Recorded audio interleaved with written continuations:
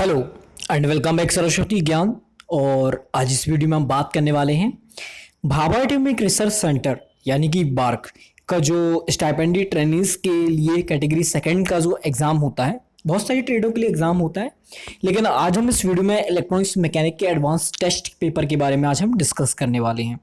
तो जैसा कि आप लोगों को पता है कि बार्क के जो एग्ज़ाम होते हैं उनके सभी जो एग्ज़ाम पेपर्स जो होते हैं बार्क के द्वारा जो है एग्ज़ाम सेंटर पर ही कलेक्ट कर लिए जाते हैं। लेकिन फिर भी मैंने कुछ स्टूडेंटों से बात करने के बाद कुछ क्वेश्चंस को है इलेक्ट्रॉनिक्स के क्वेश्चंस को मैंने कवर किया हुआ है और यहाँ बताने का प्रयास किया है कि आखिर किस टाइप के जो है क्वेश्चन पूछे जाते हैं। इन क्वेश्चनों में जो है आपको ऑप्शन नहीं मिलेंगे, ना ही हम इसका आंसर का डिस्कशन करेंगे, लेकिन सिर्फ हम आपको क्वेश्चन को बताने का प्रयास करेंगे कि आखिर किस टाइप के क्वेश्चन जो है भाभा एटॉमिक रिसर्च सेंटर में इलेक्ट्रॉनिक्स के 2022 के पेपर में पूछा गया है ना। तो जो भी न्यू स्टूडेंट हैं जो पहली बार दे रहे हैं, आखिर उनको पता तो चले कि आखिर किस टाइप के जो है एग्जाम में क्वेश्चन पूछे जाते हैं और वो किस लेवल की जो है तैयारी कर सकते हैं। तो चलिए हम स्टार्ट कर लेते हैं और जान लेते हैं कि आखिर कैसे क्वेश्चन जो है इसमें पूछे गए थे। इस वीडियो को देखने बाद मैं आशा करता हूं कि आपको जो है कुछ ना कुछ ज़रूर सहायता मिलेगी कि आखिर हम किस प्रकार से तैयारी करें, और वीडियो को जो है लास्ट तक ज़रूर देखिएगा, है ना। और चैनल को सब्सक्राइब करना बिल्कुल भी ना भूलें। चलिए हम स्टार्ट करते हैं। सबसे पहले कैपेसिटर किसका संग्रहण करता है, ऐसा क्वेश्चन पूछा गया था। ऑप्शन जो भी रहे हों, हम जानते हैं कि कैपेसिटर जो है आवेश का संग्रहण करता है ना। कैपेसिटर के बीच की प्लेटों की दूरी बढ़ाने पर कैपेसिटेंस पर क्या प्रभाव पड़ता है ना। ये भी हम जानते हैं कि जैसे ही उनकी प्लेट के बीच की दूरी जो है हम बढ़ा देते हैं तो कैपेसिटेंस का जो मान होता है वो कम हो जाता है ना। हरा, लाल, सुनहरा, सिल्वर का कलर कोड आखिर क्या होगा, ये पूछा गया था। हम जानते हैं कि हरा का जो होता है 5 होता है, लाल का 2 होता है, सुनहरा का क्या होता है 0.01 जो होता है सुनहरा का होता है, और सिल्वर का जो टॉलरेंस होता है वो कितना होता है, हम जानते हैं कि 10% होता है। सुनहरे का 5% होता है, सिल्वर का 10% और कोई नहीं का 20%।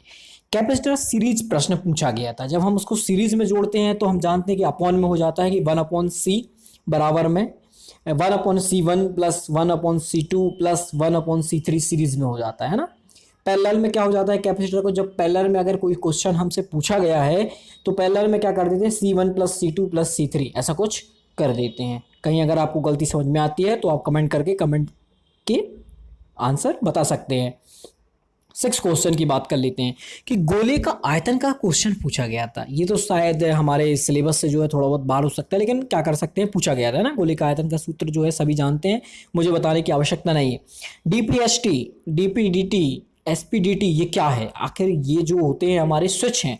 DPST double pole single throw, double pole double throw, single pole double throw, इनके आपको जो है चित्र जो है आपको इनके जो डायग्राम है वो आपको देख के जाना है ना। कॉमन एमीटर का चित्र, आखिर कॉमन एमीटर का कैसे चित्र बनाते हैं। जो ट्रांजिस्टर का टर्मिनल है एमीटर, उसको हम क्या करते हैं कि इनपुट में और आउटपुट में दोनों जगह जो यूज़ करते हैं, ऐसा हमारा कॉमन एमीटर का चित्र बनता है। इंटीग्रेटर समाकलक का चित्र भी हम जानते हैं जिसमें कैपेसिटर का यूज़ किया जाता है ऊपर, है ना।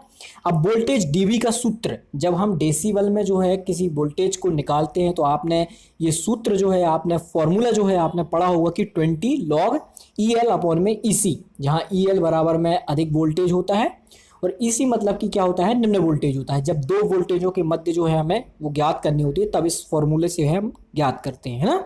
11वें क्वेश्चन की बात करते हैं कि जेनर डायोड से एक रिलेटेड प्रश्न था। अब जेनर डायोड से बहुत सारे क्वेश्चन बन सकते हैं, तो हम जानते हैं कि जेनर डायोड एक कांस्टेंट वोल्टेज पर जो है वर्क करता है, और उसमें ऐसा शायद एक क्वेश्चन पूछा गया था कि यदि हम जो है इनपुट में इसके वोल्टेज को यदि बढ़ाते हैं तो इसके आउटपुट पर जो है करंट पर क्या प्रभाव पड़ेगा, ये क्वेश्चन पूछा गया था। अगर आपको उसका आंसर पता है तो आप कमेंट करके कमेंट में बता सकते हैं ना। SCR के टर्मिनल हम जानते हैं एनोड, कैथोड और गेट हो जाएगा।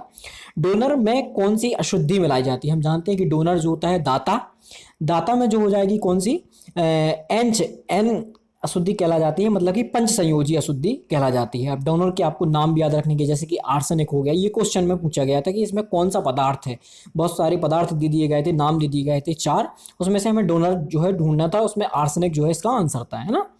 अब थर्मोकपल किस सिद्धांत पर आखिर काम करता है, ये थर्मोकपल जो हो जाएगा हमारा सबसे ITI के जो सबसे लास्ट वाला जो थर्ड सेमेस्टर वाला था ना, उसमें से पूछा गया कि अगर थर्मोकपल किस सिद्धांत पर, तो हम जानते हैं सीबेक सिद्धांत पर काम करता है। तो डोनर भी जो आप हम जानते हैं कि डोनर मतलब कि एन, एन मतलब कि नेगेटिव, नेगेटिव मतलब कि पंच संयोजी अशुद्धि मिलाए जाने पर जो है डोनर बनते हैं। और डोनर की जो है आपको मैंने एक वीडियो बना रखी है, अगर आपने वो वीडियो नहीं देखी है, डोनर और एक्सेप्टर की वीडियो बना रखी है कि आखिर हम कैसे पहचाने कि ये डोनर है और एक्सेप्टर है, आप वो वीडियो जाकर जरूर देखें। चलिए 16 क्वेश्चन की बात कर लेते हैं कि आरटीडी में किस गुण के कारण जो हो जाएगा ताप नापा जाए, टेम्परेचर आखिर कैसे डिटेक्ट किया जाता है। तो हम जानते हैं कि आरटीडी मतलब कि रेजिस्टेंस टेम्परेचर डिटेक्टर है ना। तो रेजिस्टेंस की सहायता से जो जाएगा इसका जो टेम्परेचर जो है ज्ञात किया जाता है। एक ओम्स लॉ से संबंधित एक क्वेश्चन था कि यदि वोल्टेज दे दिया है और रेजिस्टेंस दे दिया है तो उसका करंट मेजर करना है, ऐसा कुछ क्वेश्चन था है ना। एक ऑसिलोस्कोप में किसको प्रदर्शित किया जाता है, तो एक ऑसिलोस्कोप में जो जाएगी बहुत सारे ऑप्शन थे, 4 ऑप्शन थे। तो उसमें जो है मेरे हिसाब से जो एक टाइम और एक फ्रिक्वेंसी, टाइम और वोल्टेज करके था, एक टाइम फ्रिक्वेंसी था, ऐसे कुछ 4 क्वेश्चन थे। तो इसका आंसर अगर आपको पता है तो आप बताइए है ना। वोल्टेज अनुगामी का वोल्टेज गेन की वैल्यू कितनी होती है, तो वोल्टेज अनुगामी की वोल्टेज गेन की वैल्यू आपको ढूंढना होगा, आई थिंक 1 होती है शायद, है ना। अब एक क्वेश्चन ये आया था हमारे मेमोरी से रिलेटेड आया था कि 4 बिट बराबर में 1 निबल होता है, ये हम जानते हैं ना। ये बहुत ही बार पूछा गया है, 4 बिट बराबर में कितने क्या होता है ना, 1 निबल, और 8 बिट बराबर में क्या होता है, 1 बाइट होता है ना। ये सब क्वेश्चन जो है हमेशा पूछे जाते हैं। अब जैसे ये आरटीडी वाला है कि रेजिस्टेंट टेम्परेचर डिटेक्टर होता है, हम जानते हैं कि जब किसी कंडक्टर का जो हो जाएगा, जैसे जैसे जो हो जाएगा तापमान यदि बढ़ता है तो उसका जो जाएगा रेजिस्टेंस क्या हो जाता है, वो भी बढ़ता जाता है ना। जबकि अर्धचालक में उल्टा होता है, जैसे जैसे उसका तापमान बढ़ता है उसका जो है चालकता जो जाएगी बढ़ जाती है, जबकि रेजिस्टेंस जो जाएगा घट जाता है। 21 क्वेश्चन की बात कर लेते हैं कि एक टीटीएल लॉजिक सर्किट में इनपुट 0 होने पर आउटपुट क्या होगा, ऐसा कुछ करके क्वेश्चन था। तो टीटीएल का फुल फॉर्म हम जानते हैं कि टीटीएल ट्रांजिस्टर लॉजिक जो जाएगा सर्किट है इसका, है ना। 11010100 का हेक्साडेसिमल वैल्यू इसमें पूछी गई थी, तो आपको इसका वैल्यू निकालते आना चाहिए, है। करंट गेन का जो है सूत्र पूछा था, करंट गेन मतलब कि beta, beta is equal to, हम जानते हैं कि बीटा इज इक्वल टू जो होता है डेल आई सी अपॉन में क्या होता है आई बी, है ना, करंट गेन का सूत्र होता है ना। इसी फॉर्मूले की सहायता से एक प्रश्न पूछा गया था कि आखिर इसकी वैल्यू क्या होगी, ऐसा कुछ करके, है ना। ट्रांसपेरेंट पारगम्य लैच, लैच मतलब कि फ्लिप फ्लॉप कौन सी है, इसमें बहुत सारी फ्लिप फ्लॉप के नाम दिए गए थे, टी फ्लिप फ्लॉप, आर के, ऐसे कुछ करके। तो उसमें से आपको बताना था कि आप, अगर आपको इस क्वेश्चन का आंसर पता है कि पारगम्य लैच किसे बोलते हैं, तो आप कमेंट करके कमेंट में जरूर बताइए, है ना। एक क्वेश्चन 25 नंबर का हो जाएगा कि रैम का फुल फॉर्म पूछा गया था, रैंडम एक्सेस मेमोरी, कभी कभी रोम का पूछ लिया जाता है, तो रीड ओनली मेमोरी, है ना। आपको जो है कुछ जो फुल फॉर्म होते हैं आपको वो याद करके जाना है ना, जैसे PROM programmable read only memory, है ना, ये सब हो जाएंगे। दूसरी चीज, फुल वेव रेक्टिफायर का एवरेज वैल्यू परसेंटेज में पूछी गई थी, इसमें बहुत सारे ऑप्शन थे जैसे कि 70%, 73%, और भी कुछ ऑप्शन थे। आपको अगर इसका आंसर पता है एवरेज वैल्यू क्या होती है तो आप बताइए ना। डाई इलेक्ट्रिक स्ट्रेंथ को मापते हैं, आपको पता होगा कि डाई इलेक्ट्रिक स्ट्रेंथ को हम किस चीज़ में मापते हैं, किलो वॉट अपॉन mm में, ऐसे किलोमीटर अपॉन mm, ऐसा कुछ इसका जो होता है उस इकाई में हम नापते हैं। परम शून्य ताप वैल्यू आखिर क्या होती है, माइनस में 273 डिग्री सेल्सियस या 0 केल्विन होता है जो है परम शून्य ताप जो है होता है ना। इसका एक फॉर्मूला भी होता है, जैसे आपने देखा होगा, पढ़ा होगा। करंट से एक रिलेटेड क्वेश्चन था, है ना। हम जानते हैं कि किसी करंट से यदि क्वेश्चन पूछा जाएगा, ये भी बहुत ही इंपॉर्टेंट क्वेश्चन हो सकते हैं ना, कि V बराबर में I/R, इससे भी निकाल सकते हैं। और भी एक फॉर्मूला है, वो मैं आपको जैसे ही ध्यान आता है मैं आपको बताता हूँ। ट्रांसफार्मर कपलिंग में कौन सी कपलिंग आखिर यूज़ की जाती है, तो ट्रांसफार्मर जो कपल्ड एम्पलीफायर होता है उसमें हमने देखा है कि ट्रांसफार्मर कपल्ड में शायद पढ़ा हुआ है कि इसमें किसी भी प्रकार की कपलिंग नहीं की जाती है, क्योंकि इसमें डीसी को जो रोकने के लिए हम कपलिंग करते हैं, इसमें ट्रांसफार्मर ही वो कार्य कर देता है। और यदि आंसर आपको और दूसरा पता है तो आप कमेंट में कमेंट करके ज़रूर बताइए, है ना। फुल वेव रेक्टिफायर ये हो गया, है ना। करंट से रिलेटेड एक प्रश्न है, C बराबर में Q अपन में भी, ये तो हमारा आवेश निकालने वाला हो जाता है। एक B बराबर में I/R, इसमें भी यदि I की हमें मेजर वैल्यू करनी है तो वो भी हम कर सकते हैं। तो ये कुछ क्वेश्चन जो है 30 क्वेश्चन जो होते हैं हमारे यहाँ पे कंप्लीट होते हैं। अगर इनमें आपको कहीं पे डाउट है, यदि आपको इनका कुछ आंसर आपको पता है तो आप हमारे को बताने का जो है हमें बता सकते हैं। इसके अलावा हमारे जो फ्रेंड्स हैं जो वीडियोस देखते हैं वो भी जो है आपके आंसर को देख सकते हैं। जिनको नहीं पता है उनको भी आंसर आपको पता चल जाएगा। बहुत ही जो है क्वेश्चन बहुत ही ज़्यादा ऐसे हार्डली क्वेश्चन नहीं पूछे गए थे, नॉर्मली क्वेश्चन थे, ज़्यादा इतने हार्ड भी नहीं थे। ये क्वेश्चन जो है सभी से, आई थिंक मैं आशा करता हूँ सभी से बन गए होंगे। चलिए अब 31 की बात करते हैं। स्टेपलाइजर में कौन से ट्रांसफार्मर का प्रयोग किया जाता है? तो हम जानते हैं कि स्टेपलाइजर में जो है ऑटो ट्रांसफार्मर का प्रयोग किया जाता है ना। एक और क्वेश्चन था कि ऑटो ट्रांसफार्मर में वाइंडिंग कैसे जुड़ी होती है? तो हम जानते हैं कि ऑटो ट्रांसफार्मर जो हो जाएगा विद्युतीय रूप से और चुंबकीय रूप से, दोनों रूप से जो जाएंगे उसकी वाइंडिंग जुड़ी रहती है। जबकि दूसरे जो होते हैं ट्रांसफार्मर उसमें सिर्फ चुंबकीय रूप से हो जाएंगे, जुड़ी रहती है ना। लेड एसिड सेल का वोल्टेज होता है, लेड एसिड सेल का वोल्टेज हम जानते हैं कि 2.2 वोल्ट होता है ना।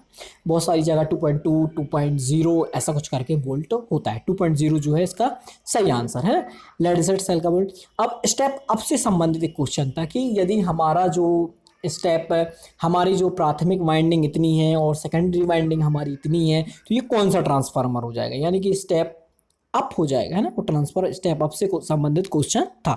द्रव का आपेक्षिक घनत्व, डेंसिटी जो जाएंगी मापते हैं। तो हम जानते हैं कि किससे मापते हैं भाई? हाइड्रोमीटर से नापते हैं ना। हमने अपने ITI में पढ़ा हुआ है कि आपेक्षिक घनत्व जो है हम अपने हाइड्रोमीटर से, डेंसिटी से नापते हैं। स्टेप अप से संबंधित एक क्वेश्चन था कि जिसमें टर्न्स की संख्या यदि प्राइमरी में 5 है और सेकेंडरी में जो जाएगी 10 है, तो ये कौन सा ट्रांसफार्मर हो जाएगा? स्टेप अप हो जाएगा, है ना। चालक की धारा की दिशा किस नियम से आखिर ज्ञात करते हैं? कि फ्लेमिंग के बाएं हाथ के नियम से, कि फ्लेमिंग के दाएं हाथ के नियम से, कि मैक्सवेल के स्क्रू वाला नियम, है ना। ऐसे कुछ ऑप्शन थे।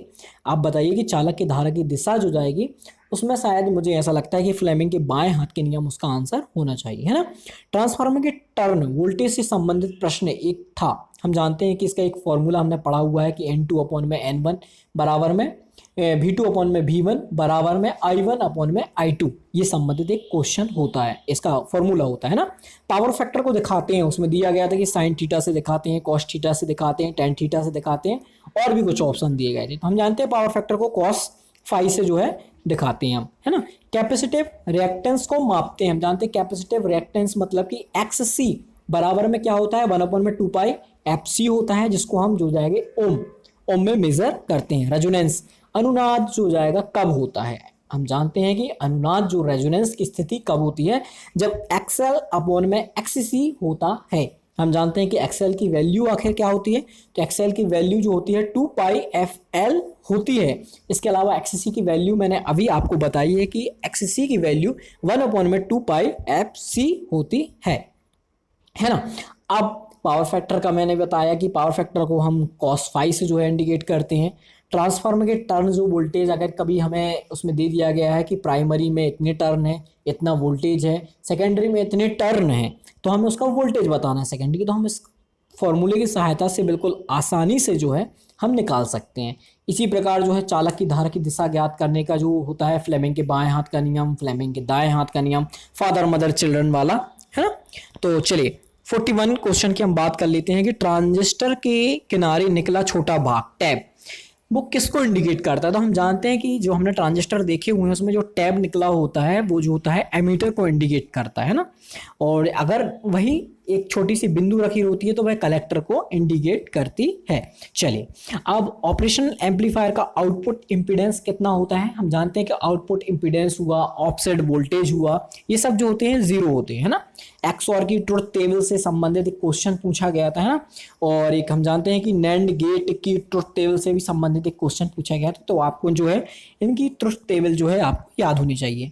इसके साथ साथ आपको जो इनके डायग्राम है, जैसे कि एंड का, नॉर का, नॉट का, जैसे कि एक्स नॉर का जो एक चित्र बना हुआ था उसमें पूछा गया था कि ये आखिर किस चीज का डायग्राम है ना, तो ये पूछा गया था। अब इसके अलावा एक पिक्चर ट्यूब में कलर कौन कौन से होते हैं? हम जानते हैं कि रेड, ग्रीन और ब्लू जो होते हैं ये कलर होते हैं। 3 कलर होते हैं एक पिक्चर ट्यूब में, 3 लाल और नीला और हरा। इन्हीं से जो है सभी प्रकार के जो है कलर जो है बनाए जाते हैं। तो मैं आशा करता हूं कि आपको जो है पूरे लगभग 46 क्वेश्चन समझ में आए होंगे। और यदि आपने एग्जाम दिया है, आपको ऐसा लगता है कि कुछ क्वेश्चन जो है ऐसे नहीं आए हैं, तो ऐसा हो सकता है क्योंकि मैंने बहुत सारे स्टूडेंटों से बात की है तब मुझे ये क्वेश्चन मिले हैं। धन्यवाद।